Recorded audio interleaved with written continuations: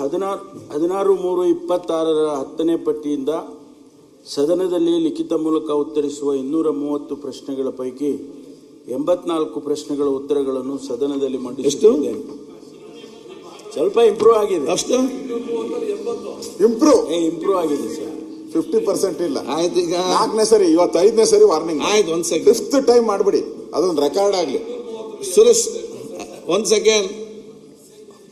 ಇವತ್ತು ಯಾಕಂದ್ರೆ ಹೇಳಿ, ಪರ್ಸೆಂಟೇಜ್ ಬೇಡ ಅಂದ್ರೆ ಯಾವ್ದ್ರಲ್ಲಿ ಇದು ಮಂತ್ರಿಗಳು ಮತ್ತು ಸರ್ಕಾರ ಸತ್ತೋಗಿದೆ. ಶ್ರೀನಿವಾಸ್ ತಿಥಿ ಮಾಡಬೇಕು, ಸತ್ತೋಗ್ಬಿಟ್ಟಿದೆ. ಆಯ್ತು, ನಾನ್ ಮೊನ್ನೆ ತಿಥಿ ಕಾರ್ಡ್ ತೋರಿಸ್ತೆ, ಯಾವ್ದೋ ತಿಥಿ ಕಾರ್ಡ್ ತೋರಿಸ್ತೆ, ಹಂಗಾಗ್ಬಿಟ್ಟಿದ್ದು. ಈಗ ಉತ್ತರ ಕೊಡೋದ್ರಿಂದ ಖುಷಿಯಾಗಿದೆ. ಅವ್ರು ಯಾರು ಒಬ್ರು ಎಚ್ಚೆತ್ಕೊಂಡಿಲ್ಲ ನೋಡಿ ಅಧಿಕಾರಿಗಳು.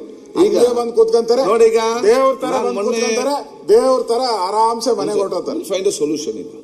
Find a solution, not a solution triggering. ಆಯ್ತು, ಈಗ ಕೊಡಿ ಶೂಟ್. ಓಕೆ, ಈಗ ನಾನು ಸರ್ಕಾರಕ್ಕೆ ಯಾಕೆಂತ ಹೇಳಿದ್ರೆ, ಮೋದಿ ಬಹಳ ಸ್ಪಷ್ಟವಾಗಿ ನಾವು ಮೊನ್ನೆ ಹೇಳಿದ್ದೇವೆ, ಈ ಸದನ ನಡೆಯುವುದು ಅದು ಮಂತ್ರಿಗಳಿಗಾಗಿ ಅಲ್ಲ, ಅದು ಶಾಸಕರಿಗೆ ಬೇಕಾಗಿ ನಡೆಸುವಂತ ಅಧಿವೇಶನ. ಯಾಕೆ, ನೀವು ಮಂತ್ರಿಗೆ ಯಾವ್ದಾದ್ರು ಬೇಕು ಚರ್ಚೆ ಮಾಡ್ತೀವಿ.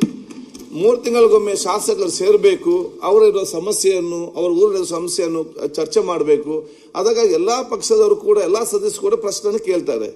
ಎಲ್ಲರಿಗೂ ಕೂಡ ಸ್ಟಾರ್ ಕ್ವಶನ್ ಆಗುದಿಲ್ಲ. ದಿವಸ 15 ಮಾತ್ರ ಆಗುವಂಥದ್ದು,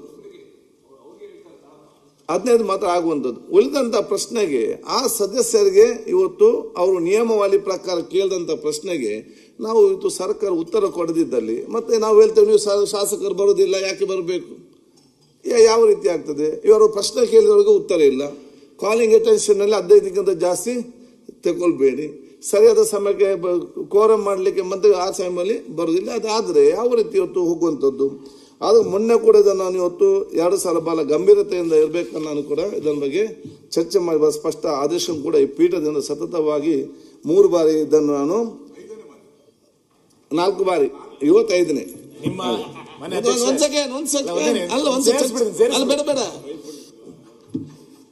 ಅದೇ ಏನು ಸುಧಾರಣೆ ಇವತ್ತು ಕಾಣುವಂತ ಪರಿಸ್ಥಿತಿಯಲ್ಲಿ ನನಗೆ ಕಾಣುದಿಲ್ಲ. ಈ ಸಲ ಈ ರೀತಿ ಬಹುಶಃ ಇದು ಧೋರಣೆ ಆದರೆ ಬಹುಶಃ ಇವತ್ತು ಎಲ್ಲ ಸದಸ್ಯರು ಮೆಚ್ಚುವ ರೀತಿಯಲ್ಲಿ ಇದು ಸದನವನ್ನು ಹೇಗೆ ನಡೆಸುವಂಥದ್ದು? ಆದ ಕಾರಣ ಬಹುಶಃ ಆಗಿಲ್ಲ. ನಾನು ಕೇಳಿದೆ ಅಂತ ಹೇಳಿದ್ರೆ, ಆದ ಕಾರಣ ಇವತ್ತು ಈ ಸಂಬಂಧಪಟ್ಟ ಮಂತ್ರಿಗಳು ಮತ್ತು ಸೆಕ್ರೆಟರಿಗಳು ಬಂದು ಕೂತ್ಕೊಂಡು ಏನು ಸಮಸ್ಯೆ ಯಾಕೆ ಆಗಿದೆ ಆ ಕೊಡ್ತಂದು ಹೇಳುವ ತನಕ ಕೂಡ ನಾನು ಸದನ ನಡೆಸುವುದಿಲ್ಲ. ನಾನು ಎಜೆಂಟ್ ಮಾಡ್ತೇನೆ.